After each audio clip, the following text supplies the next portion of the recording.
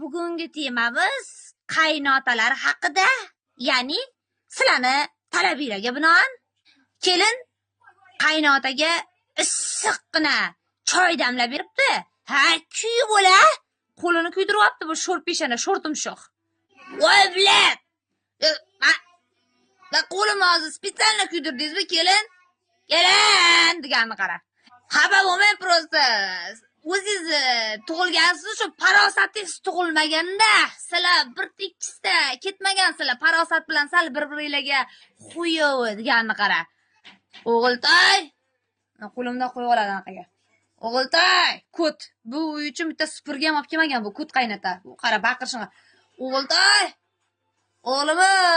Qaraqa o'g'limi deganni. Abi, qo'lni ko'rsam, qaraqa qizarib, kuyib, shishib ketganini va kim aybdor deb o'ylaysiz hozir? Kim aybdor? Kelin turibdi. Mana shu sari mimpiq xotining hozir issiq choyda. Bo'ldi ada. Bo'ldi, hozir sizga illim-milli qilib beradi. Illim-milli desa, yo'q. Men kerak emas illim-milli menga. Illim-milli berib hozir nimaman? Illim-milli choy ichadigan odamga o'xshab qaynoqman men. Qaynoq odamman men bu dunyoda. Qara. Nima qilamiz endi bu qo'lni? Kesib olib tashlaymiz, nima qilamiz? Yo bu xotining daltonikmi? Xotining nima? Fahmi farosati yo'qmi? Berayotganda adajon, menga sal muomala, madaniyat. Kelin, tushunmadim. Sen prosta men o'g'il o'stirmanman, o'g'lim meni xotin qulimisan sen o'g'lim. Ayt hozir meni tushunmadim hozir. Samnivatsa qolsam o'g'lim meni hozir adam ozgina 500 gram ichgan deb hozir meni samnivatsa qolsam meni hozir jahlim chiqishiga ishonmayapsan o'g'lim. Prosta xotin quli bo'lsang, ha, dema, xotin quliman men. Xotinimga kirib ketganman desang, men o'g'lim biroq bir chistim bor, men mujiyman-da o'g'lim. Prosta men ham seni yoshingda onang namiga kirib ketgan erkak bo'lganman-da bolam. Hozir menga ayt, pashtet. Yo, mana shu ikkita yo'l bor. Yo, xotining hozir mashta urasan, ko'zim oldida. Shu bilan menga erkakligingni isbotlaysan o'g'ilginam. Yo'q ada, men xotin quliman desang ham men hammaga chiqib aytaman deganni qara. Ya, ada, xotinim, ana xotin gapimni to'g'ri tushunmadi shekilli. Yo, hozir mashta big'illatib urasan. Yoki men seni butun mahallaga deganni qara, bu kut otani. To'xta. Bilmay qoldim-da. Men bilmay qoldim-da. Ada bilmay qoldi.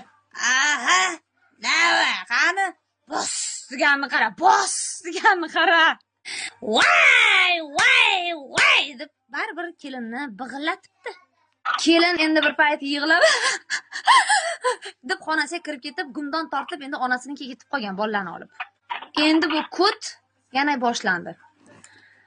Xotining o'sha cho'sam, xotining o'sha ketdi degani bu o'sha sen erkak emassan deganda, bolam erkak kishining xotini uyda bo'ladi. Sen xotining qani bolam? Ketib qoldirgan. Ketdi. Sen o'sha erkak hisobdan chiqding-da deganni qara. Erkak degani ayolini mashina o'shash kerak, kapti bilan jig'lab qo'yish kerak-da, ko'z bilan. Bundoq deganda o'tirish kerak, bundoq deganda turish kerak.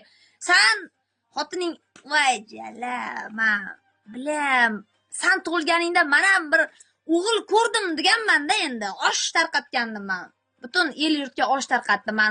O'g'lim bor endi deganda, yo, sen xotin quli bo'lsan bolam. Xafa bo'lma, prosta sen